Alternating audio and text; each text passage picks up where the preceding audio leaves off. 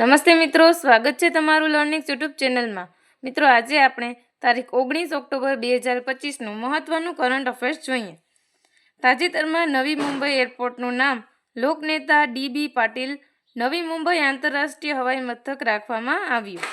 હવે આપણે તેના આધારે બીજા બદલાયેલા નામો જોઈએ તો ઔરંગાબાદ એરપોર્ટનું છત્રપતિ સંભાજી મહારાજ એરપોર્ટ કરવામાં આવ્યું, ઔરંગાબાદનું સંભાજીનગર, પોર્ટ બ્લેરનું શ્રી વિજયપુરમ, પુણે એરપોર્ટનું જગતગુરુ સંત તુકારામજી એરપોર્ટ, ઓસ્માનાબાદનું ધારાશિવ, હોશંગાબાદનું નર્મદાપુરમ અને અલ્હાબાદનું પ્રયાગરાજ કરવામાં આવ્યું।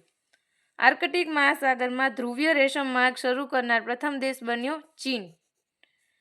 ભારતનું ત્રીજું ગેસ વાહક જહાજ VLGC શિવાલિકનું નિર્માણ દક્ષિણ કોરિયામાં થયું હતું, જે હાલમાં ખૂબ જ ચર્ચામાં છે।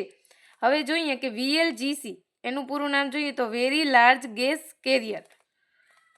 પ્રથમ VLGC નું નામ છે સહ્યાદ્રી, બીજા VLGC નું નામ છે આનંદમયી અને ત્રીજા VLGC નું નામ છે શિવાલિક, જે હાલમાં ચર્ચામાં છે।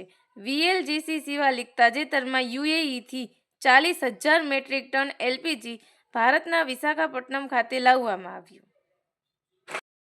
હાલના શિપિંગ અને જળમાર્ગ મંત્રી છે સર્બાનંદ સોનોવાલ। 2030ની કોમનવેલ્થ ગેમ્સનું આયોજન અમદાવાદ ખાતે કરવામાં આવશે।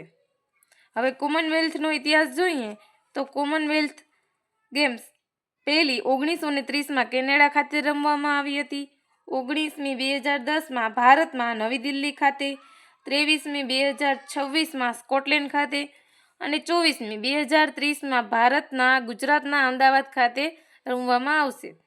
ફૂડ એન્ડ એગ્રીકલ્ચર ઓર્ગેનાઇઝેશન એટલે કે FAO એ સુંદરવનના સસ્ટેનેબલ એક્વાચર ઇન મેંગ્રોવ ઇકોસિસ્ટમને વૈશ્વિક માન્યતા આપી છે।